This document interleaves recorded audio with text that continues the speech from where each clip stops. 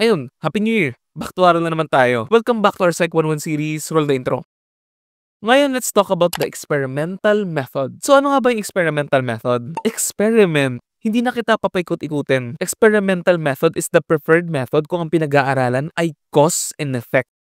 Sa psychology, kung hindi mo pa alam, marami-raming research yung babasahin mo dito. At syempre, gagawa ka rin ng mga research. Hindi lang thesis yung research dito ha. Typical na sa mga psychology students ang magbasa at gumawa ng mga research. At some point, parang magiging almusal na nga lang yan. Nagigets ko naman boring talagang research. Kung hindi ka mahilig magbasa ng research, tutulungan kita. First, dapat alam mo yung difference ng correlational at experimental. Pag sinabing correlational, you're studying kung may relationship ba ang dalawang bagay. Kung connected sila. Para mas maintindihan mo, gumawa tayo ng scenario. Imagine mo yung kaklase mong sobrang talino, yung laging matataas yung grades. Napansin mo na kapag mataas ang IQ ng isang tao, mataas din yung grades niya. Pero syempre hindi mo alam kung IQ lang ba yung factor kung bakit matataas yung grades niya. May iba pa ring factors. Yun yung keyword natin, factors. For example, baka mas matagal lang siya mag-review. O baka mas magaling lang siya mag-manage ng oras niya. Hindi tulad mo, puro love-love yung iniisip mo. Joke lang.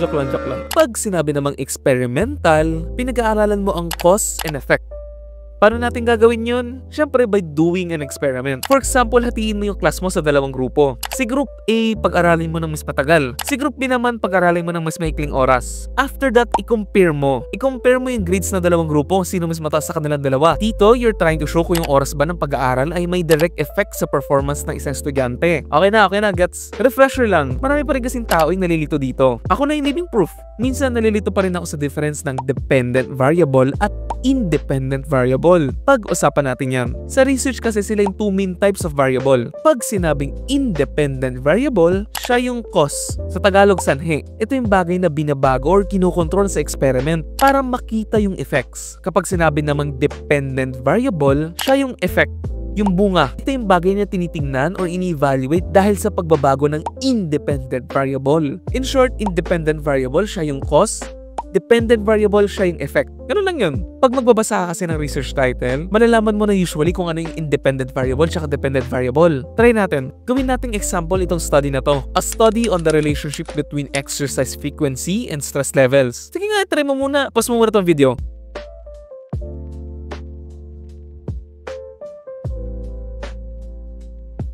Okay, game? Yung independent variable dyan is yung exercise frequency. Tapos independent variable naman is yung stress levels. Sana mas nagets ka na. Okay, tapos na yan.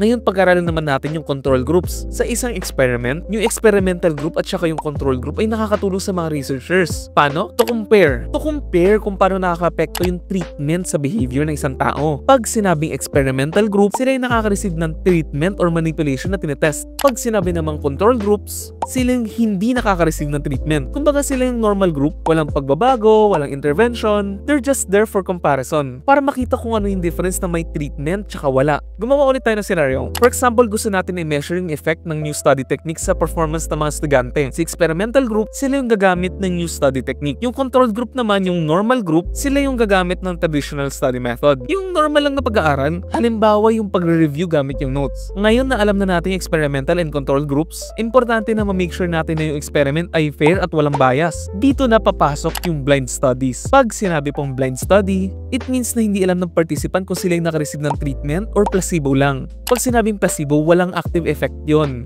Gumawa ulit tayo ng scenario. For example, gumawa ka ng new painkiller. Yung isang group sila talaga yung makaka-receive ng treatment. Pero yung other group receives the placebo. Parang isang sugar pill lang na walang active ingredients. Kapag both groups ay nag-report ng pain relief, madidetermine ng mga researchers whether the effect is due to the actual medication or yung belief lang na na-receive nila yung treatment. Actually, you can even go the extra mile. Meron ding tinatawag na double-blind study. Dito, both the participants at saka yung experimenters hindi nila alam kung sino yung naka-receive ng actual treatment para ma-eliminate yung tinatawag na participant bias at experimenter bias. Participant bias. Minsan kasi kapag alam ng participants na pinag-aaralan sila o kung may expectations sila tungkol sa study, nagbabago yung behavior nila. For example, kung alam nila na may tinig silang gamot, baka mag-pretend sila na okay na sila. Kahit hindi naman. Yung belief na gagaling ako ay pwede magpataas sa performance nila even though walang active effect yung medicine. Experimenter bias. Ito naman yung mga nangyayari sa mga researchers. Kahit hindi nila sinasadya, baka ma-influensya nila yung resulta ng experiment dahil sa expectations nila sa beliefs nila. For example, kung yung researcher ay umaasa na yung gamot nga ay effective, baka ma-interpret niya ng iba yung mga behavior ng mga participants. O baka magbigay siya ng subtle clues na pwede maka-apekto sa participants. Pumunta naman tayo sa ethics. Sa research, napaka-importante ng ethics para masigurado natin na safe and protected yung mga participants. Hindi ka lang basta pwede banat ng banat kasi wala na tayo sa 80s. Pag-aralan natin yung key ethical principles. First is dapat may review ethics committee kasi may mga committees na nagre-review ng mga research proposals to make sure na safe at protected yung mga participants. Parang checking lang kung okay ba yung risk at saka worth it ba yung mga benefits. Second is dapat may informed consent. Dapat alam ng mga participant kung anong klaseng research yung gagawin sa kanila at kung ano yung mangyayari. Dapat nilang malaman lahat bago sila mag-decide kung sasama ba sila. For example, kung ang study ay may alcohol, dapat alam nila kung anong iinumin nila. Di ka lang basta pwede magpainom ng kung ano-ano. Oo, inumin mo to, shot. Third is confidentiality. Kailangan i-secure mo yung privacy ng mga participants. So yung mga details tungkol sa kanila, hindi mo lang pwede ibulgar. Mahalaga to kasi kung alam ng participants na safe sila at walang makakalam ng mga answers nila, mas magiging open sila. Yun yung gusto natin. Deception in research. Minsan may mga study na kinakailangan ng deception para hindi ma-alter yung behavior ng participant. Pero kailangan ng justification ito. Justification. Kung gagamitin mo na ito, after ng study, kailangan i-debrief yung mga participants at ipaliwanag kung bakit kinailangan ng deception. Yun lang naman for this episode. Na-cover ko naman lahat ng gusto kong sabihin. Happy New Year ulit and bye-bye!